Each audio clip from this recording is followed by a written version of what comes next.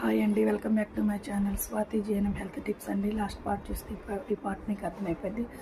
2 days చెప్పలేదండి, Saturday Sunday sorry అండి. ఇప్పుడు మళ్ళీ చెప్తాను, కంటిన్యూస్ చేస్తాను. డెంగ్యూ ఫీవర్ గురించి మాట్లాడుకుంటున్నాం. డెంగ్యూ ఫీవర్ ఎలా వస్తుంది అంటే నేను చెప్పాను కదా. ఇప్పుడు డెంగ్యూ ఫీవర్కి వచ్చే లక్షణాలు ఏంటో నేను చెప్పబోతున్నానండి.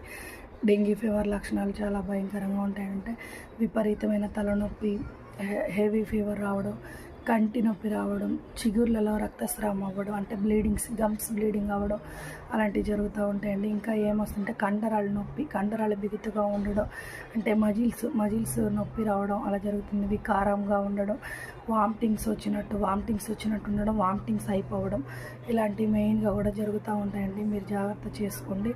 ఇంకొక విషయం ఏంటంటే డెంగ్యూ ఫీవర్ వచ్చిన వాళ్ళకి మెయిన్ లక్షణం ఫస్ట్ది ప్లేట్లెట్ కౌంట్ తక్కువ అవుతుంది. ప్లేట్లెట్ అంటే రక్త కణాలు, అంటే white blood cells, red blood cells అని 2 ఉంటాయండి. అవి తక్కువ అవటం వల్ల కూడా మనకి చాలా హెల్త్ ప్రాబ్లం వస్తాయి. మీరు చూసుకోండి, white blood cells, red blood cells తక్కువ అయిపోతే చాలా నీరసం అయిపోతారండి.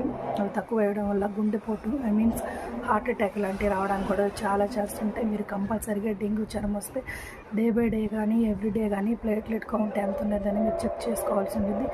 డాక్టర్ మీకు సజెషన్ చేస్తారండి. మీరు అడ్మిషన్ అవుతారు కదా హాస్పిటల్, అప్పుడు డాక్టర్ ఎవ్రీడే కానీ అంటే డే బై డే కానీ మీరు ప్లేట్లెట్స్ కౌంట్ చెక్ చేసుకుంటే ఇన్ని లక్షలు 3 to 5 lakhs ఉండాలండి మ్యాక్సిమం ఒక మనిషికి.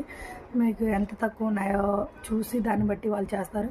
ఉండాల్సిన దానికన్నా ఇంకా లోగా అంటే తక్కువగా ఉంటే వాళ్ళు వెంటనే ప్లేట్లెట్ ప్యాకెట్ ఉంటుందండి. అంటే బయట ప్యాకెట్స్ అమ్ముతారు ప్లేట్లెట్స్వి, రేట్ ఎక్కువ అండి, కాస్ట్లీ.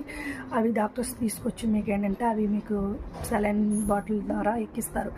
సెలైన్ లాగా ఉంటుందండి, అది తీసుకొచ్చి మీకు ఎక్కిస్తారు. అప్పుడు తర్వాత రోజు మీకు ఏంటంటే ప్లేట్లెట్ టెస్ట్ చేసినప్పుడు మీకు ప్లేట్లెట్స్ ఇంక్రీజ్ అవుతాయండి.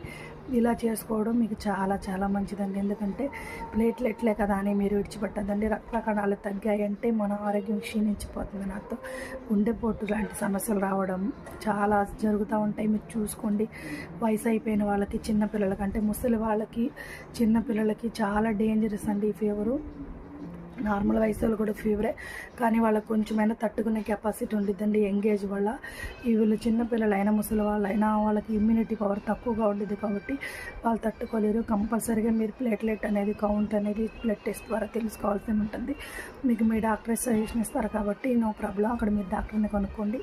మీరు అలా చేసుకోండి. నెక్స్ట్ వీడియోలో డెంగ్యూ ఫీవర్ వస్తే ఏ ఫుడ్ తినాలి, ఏ ఫుడ్ తినవద్దా గురించి మాట్లాడుకుందాం.